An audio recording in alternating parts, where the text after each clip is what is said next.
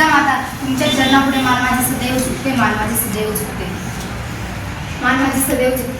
जिजाऊंनी स्वराज्याचे स्वप्न शिवरायांमध्ये पाहिले. ते शिवरायांना बालपणातच शौर्यकथा सांगत. त्यांनी शिवरायांना जिजाऊंचे स्वराज्याचे स्वप्न शिवरायांनी सत्यात उतरविले. जिजाऊंनी स्वराज्यातील प्रत्येक मावळ्यांना शिवांप्रमाणेच मानले होते आणि म्हणूनच स्वराज्याची मासाहेबांच्या एका शब्दासाठी जीवाला जीव देणारे मावळे या महाराष्ट्राच्या मातीत घडले.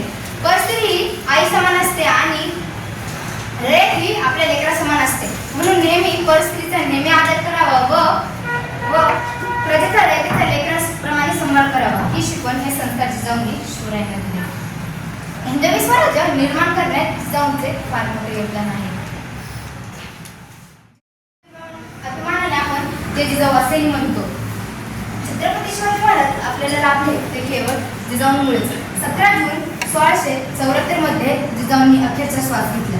शेवटी मी एवढंच म्हणेन, थोर तुमचे कर्म जिजाऊ उपकार कधी न फिटणार, थोर तुमचे कर्म जिजाऊ उपकार कधी न फिटणार. चंद्र सूर्य असेपर्यंत नाव तुमचे न मिटणार, चंद्र सूर्य असेपर्यंत नाव तुमचे न मिटणार. महाराष्ट्राचे 90 तर संपूर्ण भारताची केसला गलावणी देणाऱ्या राजमाता जिजाऊंना मी सत्यस्य नमन करून माझ्या भाषणाला पूर्ण मिळाले.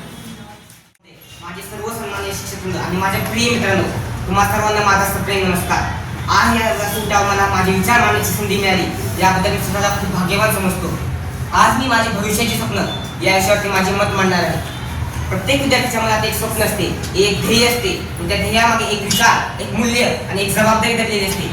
तसेच माझी एक स्वप्न आहे, पण ते केवळ पद, पैसा किंवा प्रतिष्ठा मिळवण्यापुरती मर्यादित नाही. माझे स्वप्न आहे समाजासाठी जगण्याचे, माझे स्वप्न आहे देशासाठी काम करण्याचे, माझे स्वप्न आहे सामान्य माणसाच्या आयुष्यात सकारात्मक बदल घडवून आणण्याचे.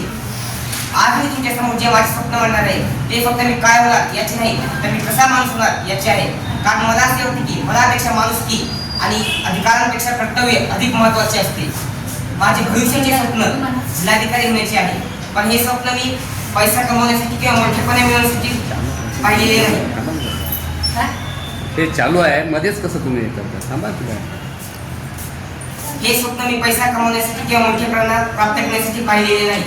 मला जिल्हाधिकारी होऊन सामान्य माणसाचे प्रश्न सोडवायचे आहेत. जिल्हाधिकारी पद केवळ अधिकारांचे नसून जबाबदाऱ्यांचे आहे.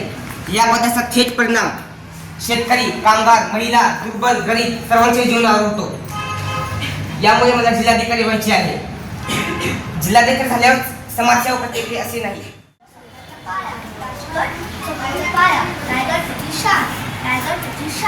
छत्रपती शिवरायांनी घडवले स्वराज्य, छत्रपती शिवरायांनी घडवले स्वराज्य, तिला माझला अभिमान, तिला माझला अभिमान. धन्यवाद.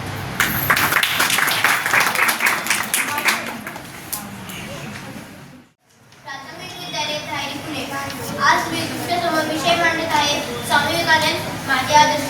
आयुष्यात जोखीम पत्कराल, जिंकलात तर नेतृत्व कराल, हारलात तर मार्गदर्शन कराल, असा हा जगाला महान मूलमंत्र देणारे व्यक्तिमत्व म्हणजे स्वामी विवेकानंद. स्वामी विवेकानंद हे भारतातील एक महान विचारवंत, योगी आणि प्रेरणादायी व्यक्तिमत्व होते. त्यांचा जन्म 12 जानेवारी 1863 रोजी कोलकाता येथे झाला. त्यांच्या वडिलांचे नाव विश्वनाथ दत्त व आईचे नाव भुवनेश्वरी देवी असे होते. त्यांचे वडील श्री विश्वनाथ दत्त हे कोलकातामधील नामांकित व प्रसिद्ध वकील होते. त्यांची आई भुवनेश्वरी देवी ही बुद्धिमान व सात्विक स्त्री होती. स्वामी विवेकानंद यांचे मूळ नाव नरेंद्रनाथ दत्त असे होते. स्वामी विवेकानंद यांच्यात लहानपणापासून विलक्षण बुद्धिमत्ता आणि आत्मविश्वास होता. आध्यात्मिक विचारसरणीच्या मार्गावरून चालत असताना गुरु रामकृष्ण परमहंस यांच्याशी झालेली भेट पुढे त्यांच्या आयुष्याला महत्त्वाचे वळण देणारी ठरली. रामकृष्ण परमहंस त्यांना गुरु मानत यांच्या शिकवणीमुळे स्वामी विवेकानंद यांनी आपले उदरनिर्वाह जीवन मानवसेवा आणि देशसेवेसाठी अर्पित केले. उठा, जागे व्हा आणि उद्दिष्ट साध्य